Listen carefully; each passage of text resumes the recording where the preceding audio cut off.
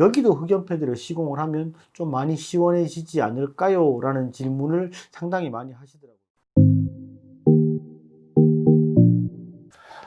안녕하세요, 진이었습니다. 요즘 들어서 흑연 패드에 대한 관심이 상당히 높아지는 것 같습니다. 좀 이게 CPU 자체가 워낙에 뜨겁고 그러니까 뭐 인텔도 마찬가지, AMD도 마찬가지 좀 이제 뜨겁고 이러니까 좀 이거를 좀 시원하게 쓸 수 있는 여러 가지 방법을 사용자들이 이렇게 찾는 거가 저는 개인적으로 별로 좋지는 않습니다. 뭐 제조사들이 해결을 해야 되고 아니면 뭐 인텔이라든지 AMD가 CPU를 조금 더 이제 성능은 좋더라도 열이 좀 덜 나게 만들고 뭐 열 나게 만들었더라도 노트북 제조사들이 이렇게 좀 쿨링이 잘 되게 그렇게 만들어야 되는 부분인데 그런 게 안 되니까 사용자들은 불편하고 불편하니까 어쩔 수 없이 이런 하이엔드 서머를 이제 소비자들이 찾아 나서는 이런 상황이 좀 이게 우스운 상황인 거죠. 좀 사실 뭐 상당히 마음에 들지는 않습니다. 게이밍 제품들 같은 경우에는 좀 이렇게 흑연 패드를 시공을 해서 좀 득을 봤다, 나는 괜찮다, 뭐 이렇게 생각하시는 분이 많더라고요. 그래서 요번에 새로 나온 타이거 레이크 CPU 자체가 발열이 좀 심하니까 이것도 저전력 제품임에도 불구하고 여기도 흑연 패드를 시공을 하면 좀 많이 시원해지지 않을까요? 라는 질문을 상당히 많이 하시더라고요. 그래서 이거는 좀 해봐도 괜찮을 것 같다라는 생각을 했습니다. 그래서 제품을 한번 시공을 해봤고요. 어떻게 작업을 했는지부터 한번 보도록 하죠. 일단 제품의 뒷면을 열어야 되겠죠. 혹시나 제품에 스크래치가 생길 수 있으니까 바닥에 부드러운 천을 깔아주고 작업을 하셔야 됩니다. 뒷면에 보이는 나사를 전부 하나하나 풀어주고요. 나사의 길이는 위치마다 조금씩 다를 수 있으니까 반드시 위치를 기억해 놓으시길 바랍니다. 나사를 풀고 뒷면을 개봉하면 이렇게 내부가 보이죠. 여기 이 부분이 CPU와 히트파이프가 붙어 있는 곳, 그러니까 흑연 패드를 시공해야 되는 자리입니다. 작업을 할 때 가장 먼저 해야 될 것은 배터리를 제거해 줘야 됩니다. 잊으시면 절대 안 돼요. 게이밍 제품에 비해서는 히트파이프가 좀 심플하게 되어 있습니다. 이 부분에 나사를 풀어주고 조심해서 들어 올리시면 됩니다. 발려져 있는 기본 서멀, 그러니까 팩토리 서멀을 깨끗하게 닦아 주시고요. 히트파이프랑 CPU 양쪽 다 깨끗하게 닦아주고 여기에 서멀 패드를 코어의 크기에 맞게 잘라 주시면 됩니다. 흑연 패드는 전기 전도성을 가지고 있어서 CPU 주변에 IC 회로나 이런 것들이 있을 때는 크기를 딱 맞게 잘라야 되는데 보시는 것처럼 주변에 전기적으로 문제가 없을 때는 약간 크게 작업을 하셔도 큰 문제는 없습니다. 흑연 패드를 올려주고 다시 히트파이프를 조심해서 조립을 해줍니다. 이때 주의하실 부분이 나사의 한쪽 끝을 끝까지 채우는 게 아니고요. 돌아가면서 조금씩 채워서 중간에 결합부에 동일한 압력이 가해지게 하는 것이 중요합니다. 이렇게 히트파이프를 조립하고 뒷판까지 덮어주면 작업은 끝이 났습니다.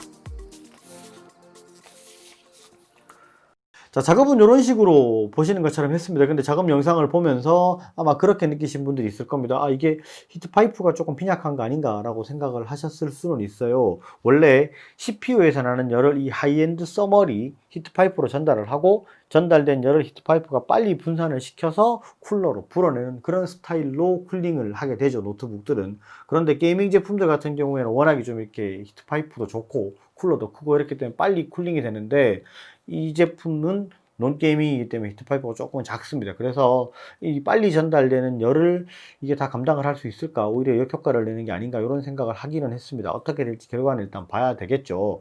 그래서 어떻게 테스트를 했느냐, 흑연 패드 시공 전후로 해서 시네벤치 R23으로 구동을 했어요. R23 같은 경우에는 계속해서 한 10분 정도로 계속 부하를 주면서 장시간 발열이 나는 그런 테스트를 합니다. 그러니까 열을 좀 길게 날 수 있는 그런 스타일로 되기 때문에 이렇게 테스트하는데 좀 적합할 것 같아서 그렇게 했고요. 자, 이 보실 때 어떻게 보느냐, 온도, 그 다음에 사용 전력, 그 다음에 클럭, 이 부분을 유심히 비교를 하면서 보셔야 될 것 같습니다. 같이 보도록 하죠. 보이는 영상의 좌측이 순정 상태고요, 우측이 흑연 패드를 시공한 상태입니다. 지금 보이는 이 부분이 현재 상태를 나타내는 것이고요, 이 부분은 순간 최대 상태를 나타내는 겁니다. 중요한 부분은 현재 상태를 보는 것이겠죠. 제일 위쪽이 온도, 그 아래쪽이 소모 전력, 그리고 제일 아래쪽이 CPU 동작 클럭을 나타내는 겁니다. 먼저 제일 아래쪽의 클럭을 보면 순정 상태보다는 흑연 패드를 시공한 쪽이 클럭이 조금 더 높게 나타나고 있습니다. 순정 상태가 2.7에서 2.8기가로 왔다 갔다 하고 있고 흑연 패드를 시공한 쪽은 3.1에서 3.2기가를 조금 넘고 있죠. 약간은 더 높은 성능을 내고 있습니다. 그에 따라서 소모 전력을 보시면 전력도 조금 더 높게 나옵니다. 순정은 24W 정도를 쓰고 있고 흑연 패드를 시공한 쪽은 28W 정도로 조금 높은 전력을 소모를 하고 있습니다.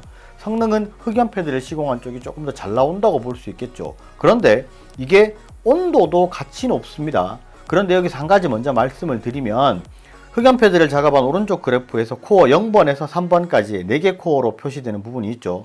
1번과 3번 코어가 온도가 더 높게 나옵니다.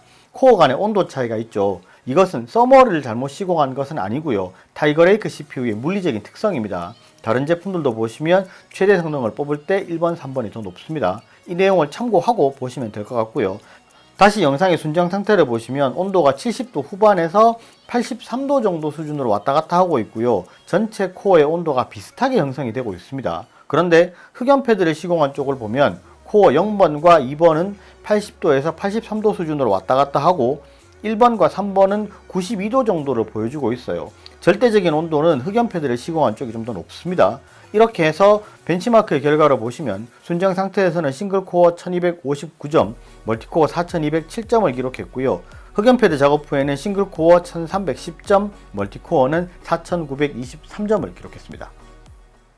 이 결과만 놓고 봤을 때는 어느 쪽이 더 좋다라고 말씀을 드리긴 좀 사실 애매한 부분이 있는 것 같습니다. 실제로 순정 상태 같은 경우에는 성능이 조금 더 낮게 나왔고 흑연 패드를 시공한 쪽은 성능은 조금 더 높게 나왔습니다. 그런데 이제 흑연 패드를 시공한 쪽이 온도도 같이 높았습니다. 그러니까 이게 성능도 좀 높았지만 온도도 같이 높았기 때문에 조금 더 이게 열이 더 많이 나는 그런 부분을 볼 수가 있었죠. 그러니까 그렇게 느낄 수 있을 것 같아요. 나는 뭐 성능 쪽으로 더 우수한 쪽이 무조건 좋다. 나는 뭐 열이 조금 나도 그 정도는 참을 수 있다라고 생각하시면 흑연 패드를 시공한 쪽이 더 좋다라고 느낄 것이고, 그게 아니고 이게 열이 좀 많이 나는 것 같으니까 나는 열이 좀 덜 나는 쪽이 좀 좋다라고 생각하시는 분들은 이제 성능을 약간 손해 보더라도 이제 순정 상태 쪽이 더 좋다라고 생각을 하실 수는 있겠죠.